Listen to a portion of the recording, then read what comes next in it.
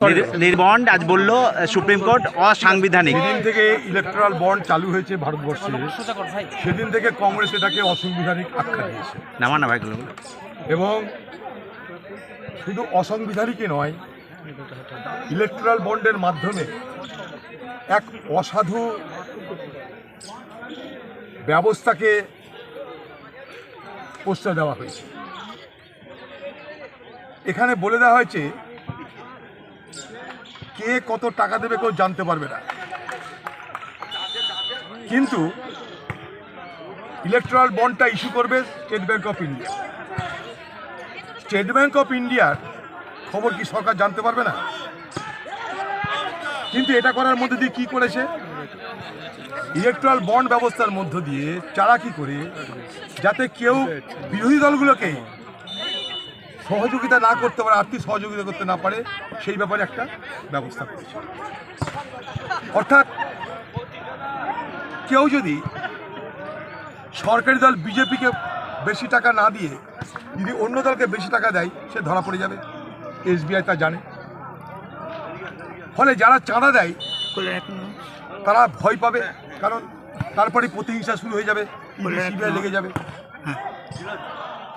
তার প্রতিফলনটা কিভাবে আমরা দেখতে পাচ্ছি, যদি ইলেকট্রাল বন্ডের টোটাল মূল্য দেখেন, দেখবেন ভারতবর্ষে সব থেকে বেশি ইলেকট্রাল বন্ডের সুযোগ পেয়েছে কে? বিজেপি। আরও অবাক কাণ্ড, একটা আঞ্চলিক দল হয়েও তৃণমূলের ভাড়ার পরিপূর্ণ, সেখানে কংগ্রেস পিছিয়ে। সম্পূর্ণ অসাংবিধানিক, বেআইনি। এটা আজ নয়, আমরা পার্লামেন্টে দাঁড়িয়ে কথা বলেছিলাম। ইলেকট্রাল বন্ডের মধ্য দিয়ে এবং আরেকটা পিএম কেয়ার্স ফান্ড, আরেক ধাঁধলির এইটা ব্যবস্থা। এক ধাঁধলির নাম ইলেকট্রাল বন্ড, দ্বিতীয় নম্বর আরেকটা ধাঁধলির ব্যবস্থা হচ্ছে কি পিএম কেয়ার্স। দুটোই বেআইনি বলে আমরা মনে করি, দুটোই অসাংবিধানিক বলে আমরা মনে করি। সুপ্রিম কোর্টের আজকের রায় স্বাভাবিকভাবেই কেন্দ্রের সরকারকে যারা বার্তা পৌঁছে দিল যে এখনো পর্যন্ত ভারতবর্ষের সুপ্রিম কোর্ট বলে কিছু আছে।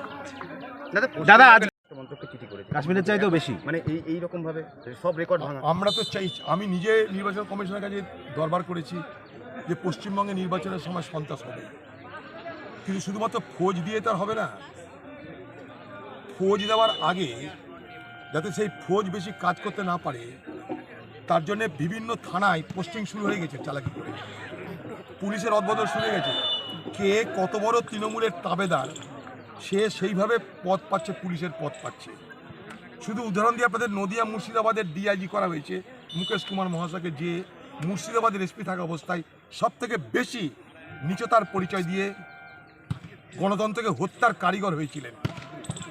তাকে ডিআইজি করা হয়েছে নদিয়া মুর্শিদাবাদের। তার উপরে ম্যান্ডেট কি, তারপরে আদেশ কি? অধীর চৌধুরীকে হারাতে হবে।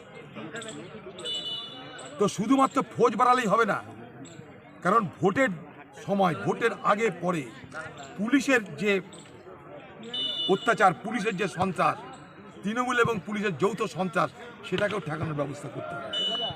মানুষকে শুধু ভোট দেওয়ানোর সময় নিরাপদে ভোট দেওয়ার ব্যবস্থা করতে হবে।